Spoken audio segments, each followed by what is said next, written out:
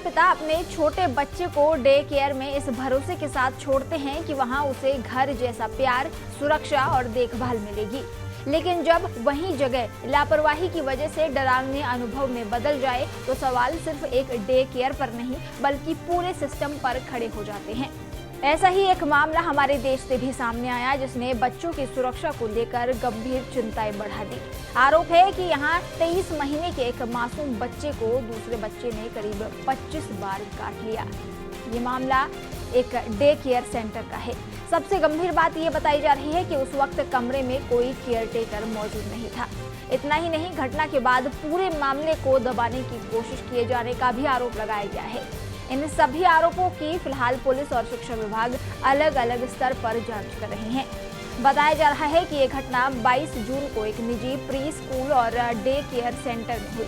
Police के अनुसार बच्चे की मां सुबह करीब 10:30 बजे अपने 23 महीने के बेटे को डे केयर सेंटर छोड़कर गई थी।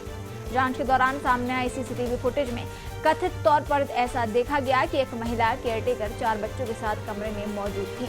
कुछ देर बाद वो एक बच्चे को अपने साथ लेकर कमरे से बाहर चले गई और बाकी 3 छोटे बच्चे अंदर ही कमरे में बंद छोड़ दिए। आरोप है कि इसके बाद लगभग 15 मिनट तक एक बच्चा दूसरे बच्चे को लगातार काटता रहा, लेकिन कमरे में कोई कर्मचारी मौजूद नहीं था। पुलिस का कहना है कि सीसीटीवी फुटेज में ये भी दिखाई देता है कि कमरे में बंद बच्चे घबराकर रोने लगे और बाहर निकलने के लिए दरवाजा खोलने की कोशिश करने लगे। इसी दौरान एक बच्चे ने 23 महीने के मासूम को कथित तौर पर करीब 25 बार काटा। अधिकारियों के मुताबिक बच्चे के चेहरे, नाक, होठ, सीने, पीठ और पैरों पर गंभीर चोटों के निशान मिले।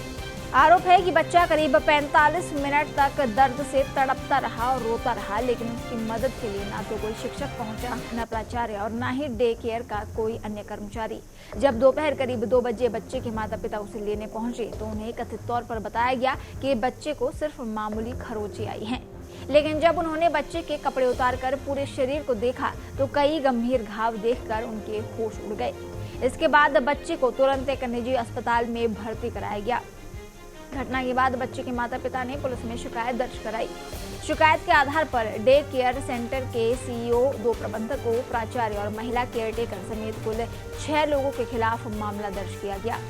बच्चे के माता पिता ने यह भी आरोप लगाया है कि डे केयर प्रबंधन ने उनसे कहा था कि अगर वो पुलिस में मामला दर्ज नहीं करेंगे तो उन्हें 10 लाख रुपए दिए जाएंगे और उनके बच्चे की 3 साल की पढ़ाई का पूरा खर्च भी उठाया जाएगा।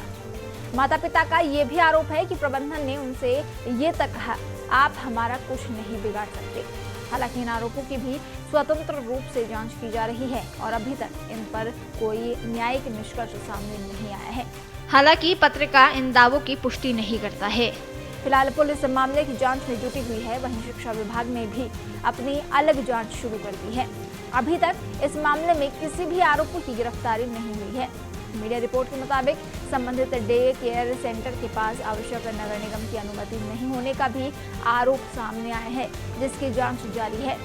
ये पूरा मामला एक बार फिर इस बात पर गंभीर सवाल खड़े करता है कि डे केयर सेंटरों में बच्चों की सुरक्षा व्यवस्था कितनी मजबूत है, उनकी निगरानी किस स्तर पर हो रही है और सुरक्षा मानकों का पालन वास्तव में किया भी जा रहा है या नहीं। देश दुनिया की ताज़ा खबरें और वीडियोस के लिए अभी डाउनलोड करें पत्रिका ऐप।